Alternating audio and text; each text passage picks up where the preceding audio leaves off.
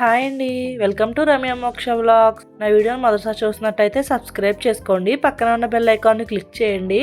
ఈ రోజు మన వీడియోలో మినప సున్నుండలు ఎలా చేయాలో చూపిస్తానండి. చాలా టేస్టీగా చాలా బాగుంటాయి. ఎక్కువ ఇంగ్రీడియంట్స్ కూడా అవసరం లేదు. మరి ఎలా చేయాలో చూపిస్తాను, చూసేయండి. ఇక్కడ నేను మినపగుళ్ళు అయితే తీసుకున్నాను. నేను పొట్టు లేనివి తీసుకున్నానండి. మా చిన్నప్పుడు అయితే పొట్టుతోనే వేయించి దంచుకుని అయితే చేసేవారు. ఇప్పుడు అవన్నీ ఎవరు చేయలేకపోతున్నారు కాబట్టి ఇంక మినపగుళ్ళే వాడుతున్నాం మేము కూడా, పొట్టు లేనివి. మీకు నచ్చితే పొట్టుతోనే మినపగుళ్ళు కూడా తీసుకోవచ్చు.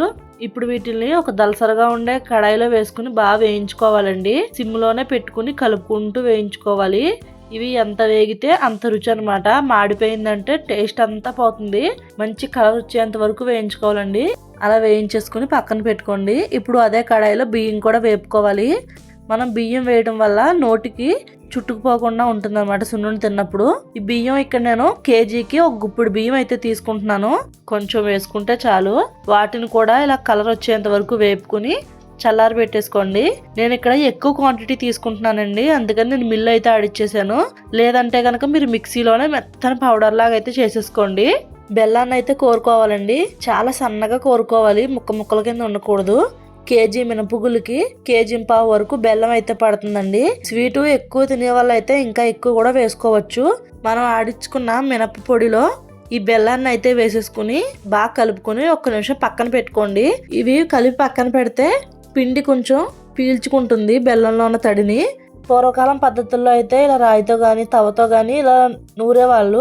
మా అమ్మ ఇప్పటికీ అలానే చేస్తుంది. మనకి ఇప్పుడు జనరేషన్ లో ఇలా ఎవరు చేయలేకపోతున్నారు కాబట్టి మిక్సీలో అయితే వేసేసుకోవచ్చండి. మిక్సీలో వేసేసుకుని పొడి చేసేసుకోవచ్చు. మనకి బెల్లం అంతా బాగా నలగాలన్నమాట. బెల్లము మినపపిండి రెండు కలిసిపోయి ఒకటే పౌడర్ లాగా అయిపోవాలి. అలా నలుపుకోవాలి. అయితే నేను ఇక్కడ తీసుకున్న బెల్లం చాలా పొడిగా ఉందండి.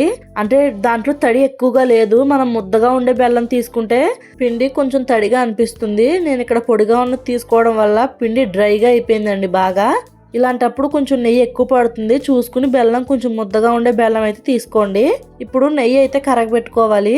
కేజీ మినపగుళ్ళకి నాకైతే 1/2 కేజీ వరకు నెయ్యి అయితే పట్టింది. అసలు సున్నుండలోకి నెయ్యి టేస్ట్, నెయ్యి ఎక్కువ ఉండాలి. ఇంతకంటే ఎక్కువ కూడా వేసుకుంటారు. ఎక్కువ తక్కువ మనం అడ్జస్ట్ చేసుకోవచ్చు. నెయ్యిని కరగబెట్టుకున్న తర్వాత ఈ సున్నుండల పిండిలో అయితే వేసేసుకుని బాగా కలుపుకోవాలి, ఉండలేం లేకుండా. నెయ్యి కలిపిన తర్వాత కొంచెం ముద్దలా అయితే ఫామ్ అవుతుందండి. అప్పుడు ఒకసారి చుట్టూ చూసుకోండి. మీకు ఒకవేళ సరిపోలేదు అనిపిస్తే గనక ఇంకొంచెం నెయ్యి వేసుకోండి. మీకు ఉండ చుట్టుకోవడానికి వీలైనంత నెయ్యి అయితే మనం వేసుకోవాలి. బెల్లం ఎక్కువ వేసుకుంటే నెయ్యి ఎక్కువ పట్టదండి. అదే బెల్లం తక్కువ వేసుకుంటే కనుక నెయ్యి కొంచెం ఎక్కువ పడుతుంది. ఇలా మనకు నచ్చినంత నెయ్యిని వేసుకోవచ్చు. నాకు మరీ ఎక్కువ నెయ్యి ఉంటే నచ్చదు, కొంచెం తక్కువగానే వేసుకున్నాను ఇక్కడ నేను. ఇలా 2 చేతులతోని పిండి తీసుకుని ఇలా లడ్డూల్లాగా అయితే ఒత్తుకోవాలి. అయితే ఇక్కడ లడ్డూలు మనం ఎంత పిండి తీసుకుంటే అంత సైజ్ అయితే వస్తాయండి. ఎక్కువ పిండి తీసుకుంటే పెద్దవి వస్తాయి, కొంచెమే పిండి తీసుకున్నామంటే చిన్నవి వస్తాయి. అలా మనకు నచ్చిన సైజులో సున్నుండలు అయితే చేసుకోవాలి. అంతే, ఇదే విధంగా మన పిండి అంతా ఉండల కింద చేసేసుకోవాలి. మీకు లాస్ట్కి వచ్చేసరికి పిండి డ్రైగా అయిపోతే కనుక ఇంకొంచెం నెయ్యి వేసుకుని చేసేసుకోవచ్చు. అవి కూడా మీరు కూడా ట్రై చేసి ఎలా వచ్చిందో కామెంట్ చేయండి. నా వీడియో కనుక మీకు నచ్చినట్టయితే లైక్ చేయండి, షేర్ చేయండి, సబ్స్క్రైబ్ చేసుకోండి. బాయ్ అండి.